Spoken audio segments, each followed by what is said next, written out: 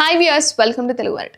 కొంతమంది డబ్బుని సేవ్ చేసుకోవడం కోసం దాచుకునే వాళ్ళు ఉంటారు, స్టాక్స్లో పెట్టే వాళ్ళు ఉంటారు, భూమి కొనుక్కునే వాళ్ళు ఉంటారు, బంగారం కొనుక్కునే వాళ్ళు ఉంటారు, లేదా మ్యూచువల్ ఫండ్స్లో పెట్టే వాళ్ళు కూడా ఉంటారు. సో వాటిని సేవ్ చేసుకోవడానికైనా గ్రో చేసుకోవడానికైనా అయితే భారతదేశంలోని మ్యూచువల్ ఫండ్లలో Nippon India growth mid cap fund ఈ సంవత్సరం 30 సంవత్సరాలు అయితే పూర్తి చేసుకుంది. అయితే 1995లో ప్రారంభించిన ఈ Nippon India growth mid cap fund అనేది మ్యూచువల్ ఫండ్ అన్నమాట. సో పెట్టుబడిదారులకు ఇచ్చిన సలహాను ధృవీకరిస్తుంది ఇది. ఇక అతి మొత్తంలో మీకు బెనిఫిట్ అనేది ఉండాలి అంటే దీర్ఘకాలికంగా మీరు పెట్టుబడి పెడుతూనే ఉండాలన్నమాట.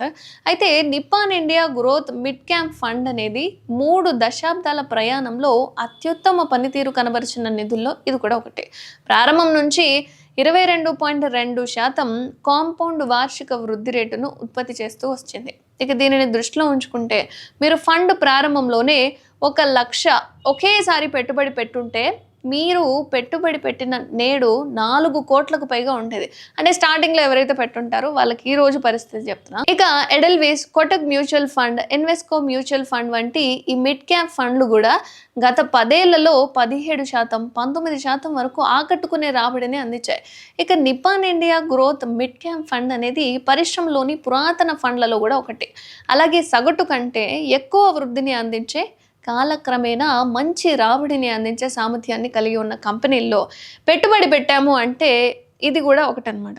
అయితే ఈ ఫండ్ విజయానికి దాని బలమైన పెట్టుబడి పద్ధతే, అండ్ అందులోనూ కఠినమైన రిస్క్ నిర్వహణ ప్రక్రియలు కూడా ఇందులో ఉన్నాయి. సో ఇవి కూడా ఒక కారణం అని చెప్పుకోవచ్చు. ఇక ఈక్విటీ రంగంలో గ్రోత్ స్టైల్ మిడ్ క్యాప్ ఫండ్లు దీర్ఘకాలిక పెట్టుబడులకు చాలా అనువైనవి.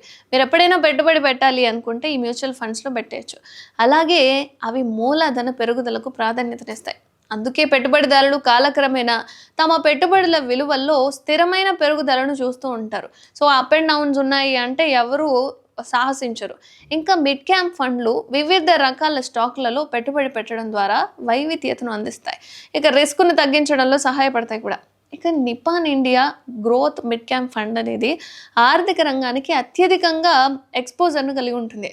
దాని కార్పస్లో దాదాపు పావు వంతు వాటాను కలిగి ఉంటుంది. దాదాపు 17.47% వినియోగదారుల విచక్షణ రంగంలో, 17.30% పారిశ్రామిక రంగంలో పెట్టుబడి పెడతారు. అయితే ఈ ఫండ్ ఆరోగ్య సంరక్షణ కానీ, సాంకేతిక శక్తికి సంబంధించింది కానీ, సామాగ్రి వంటి రంగాల్లో కూడా వైవిధ్యతను కలిగి ఉంటుంది. కాబట్టి మీరు అంటే దీర్ఘకాలికంగా కొంతవరకు మాత్రమే నేను మ్యూచువల్ ఫండ్స్లో పెట్టాలి అనుకుంటున్నాను అంటే మాత్రం ఇది సెట్ అవ్వదు. సో కంటిన్యూస్గా నేను పెట్టుబడి పెట్టాలి, అది గ్రోత్ నాకు రావాలి అనుకుంటే మాత్రం this is your best choice.